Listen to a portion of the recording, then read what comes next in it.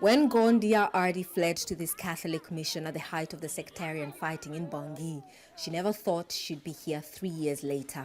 She came with 3 of her other children. Now she has a new baby. Life is difficult for 4-month-old Solomon and his mother.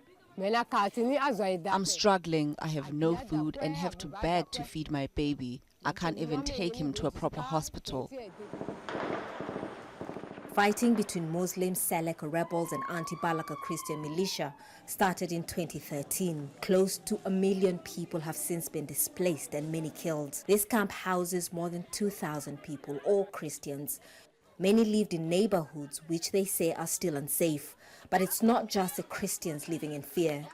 What you see behind me is PK5, a Muslim neighborhood still controlled by armed groups and one of the most dangerous in the city. Many other Muslims, particularly in the north, continue to live in UN-protected enclaves. This is still very much a country divided along religious lines.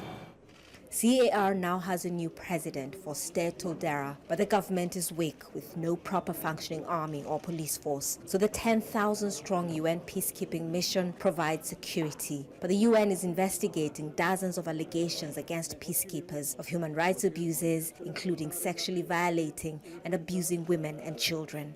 These are some of the most vulnerable people in the world at this moment. You're talking about displaced women and girls who are fled conflict.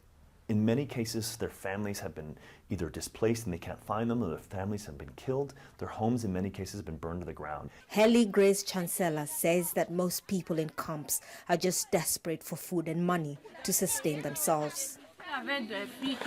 The role of the UN was to bring peace, but the mission has changed because of poverty. Peacekeepers are seen as a source of money and food, so it's easy for them to take advantage.